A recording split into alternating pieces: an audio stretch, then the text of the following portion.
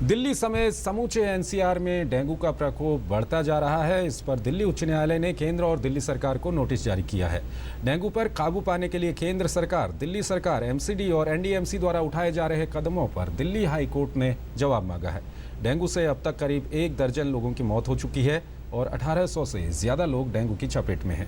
Dengue की रोकथाम के लिए केंद्र और दिल्ली सरकार कई कदम उठा रहे हैं। केंद्रीय स्वास्थ्य मंत्रालय ने दिल्ली सरकार से कहा है कि ज्यादा पैसा लेने वाले निजी अस्पतालों पर कार्रवाई करे। केंद्र सरकार स्थिति और चिकित्सा सुविधाओं पर लगातार नजर बनाए हुए है। केंद्र सरकार ने अस्पतालों को कहा है कि मरीजों की बड़ी संख्या को देखते हुए अस्पतालों में बिस्तरों की संख्या भी बढ़ाई जाए। दिल्ली सरकार को यह भी कहा गया है कि जो अस्पताल मरीजों को भर्ती न करें उन पर सख्त कार्रवाई की जाए। इस बीच डेंगू के बढ़ते मामलों को देखते हुए हरियाणा सरकार ने डॉक्टरों और पैरामेडिकल स्टाफ की छुट्टियों की अर्जियां रद्द करने का फैसला किया है।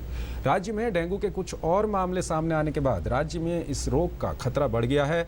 साथ ही सरकार ने अस्पताल में बिस्तरों की संख्या बढ़ाने के भी निर्देश दिए हैं।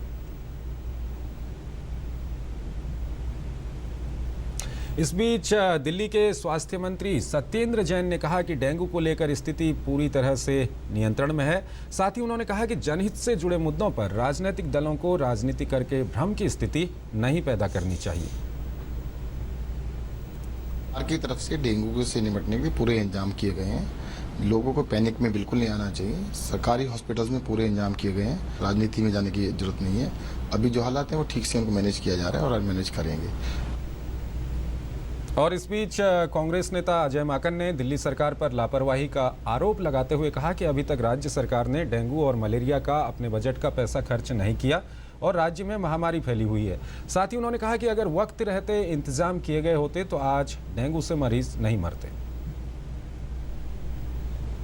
हमारा ये कहना है कि जब डेंगू और मलेरिया से लड़ने के लिए जो पैसा है वो पैसा अगर खर्च नहीं करा जाएगा, वो पैसा अगर नहीं दिया जाएगा इस वक्त जिस वक्त सबसे ज्यादा जरूरत है, तो फिर उस पैसे को कब यूज किया जाएगा। तो ये सरकार की तरफ से असंवेदनशीलता है और क्रिमिनल नेग्लिजेंस है। हॉस्पिटल्स के अंदर बद इंतजामी है। सिर्फ बेड्स बढ़ा देने